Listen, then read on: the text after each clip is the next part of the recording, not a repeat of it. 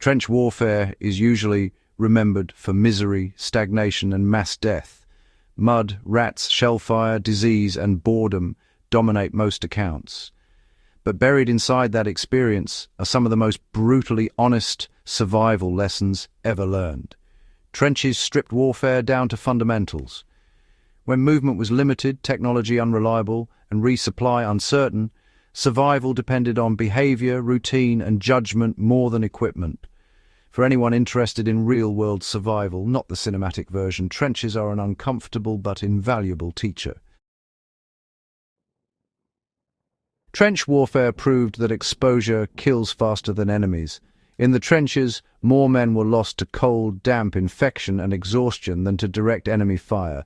Trench foot alone crippled entire units. Constant moisture broke skin down, invited infection, and rendered soldiers' combat ineffective without a single shot being fired. The survival lesson here is simple and still ignored. Managing exposure is more important than defending against threats.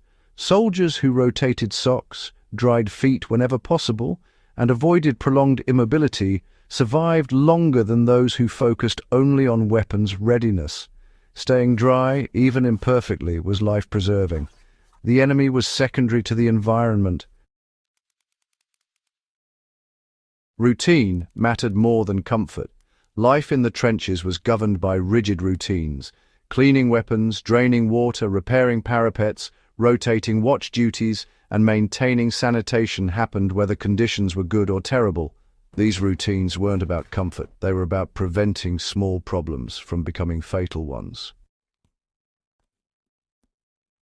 Survival in static environments depends on maintenance, not inspiration. Trench soldiers learned quickly that skipping basic tasks, even when exhausted, invited disaster. Latrines left unmanaged bred disease. Neglected drainage turned trenches into drowning hazards. Unchecked debris collapsed walls during shelling. Modern survival advice often emphasizes dramatic actions, but trenches teach the opposite. Boring, repetitive maintenance keeps people alive. Mobility was preserved even when movement was restricted. Although trenches were static by design, soldiers worked constantly to preserve the ability to move when necessary.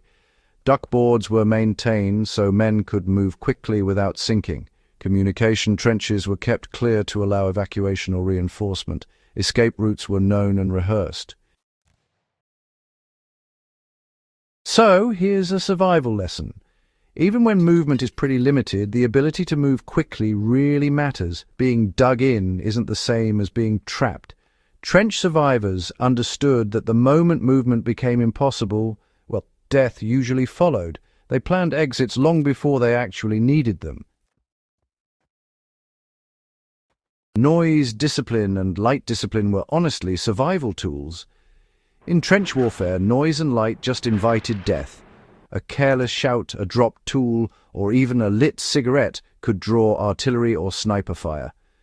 Soldiers learned to communicate quietly, move deliberately, and control light almost obsessively.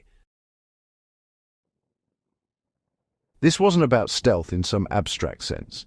It was about not advertising your presence.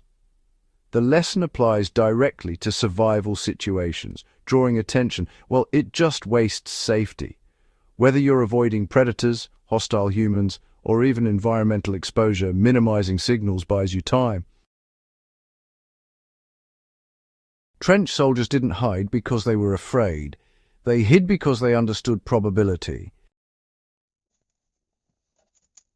Mental endurance mattered as much as physical endurance. The psychological strain of trench warfare was relentless. Long periods of inactivity punctuated by sudden violence destroyed nerves. Shell shock wasn't weakness, it was accumulated overload. Survivors developed coping mechanisms. They focused on small tasks. They kept routines. They used dark humor. They limited how far ahead they thought. Instead of imagining the end of the war, they focused on getting through the next watch, the next repair, the next meal. The survival lesson is profound. Long-term stress kills decision-making. Breaking time into manageable segments preserves function. People who mentally tried to, endure everything at once broke faster than those who narrowed their focus. Redundancy was behavioral, not material. Contrary to modern assumptions, trench soldiers didn't survive by carrying backups of everything. They survived by knowing multiple ways to solve the same problem. If a trench collapsed, men knew how to dig out. If supplies failed, they improvised repairs. If leadership was lost, informal hierarchy took over. Knowledge was shared constantly because dependence on a single method or person was dangerous. Survival resilience came from adaptability, not loadouts. Trench warfare punished rigid thinking. Over-reliance on technology was, honestly, a liability. Weapons jammed, radios failed, artillery misfired. Trenches taught soldiers not to assume technology would work when needed. So, they prepared for failure as a baseline condition. Messengers were used alongside telephones. Flares backed up radios. Whistles existed for emergencies only. Soldiers expected breakdowns and planned around them. This mindset is, central to real survival. Tools fail, systems degrade, plans collapse. Those who assume failure adapt faster than those who assume reliability. Sanitation was treated as a combat priority. Few images of trench warfare emphasize sanitation, but it was absolutely critical.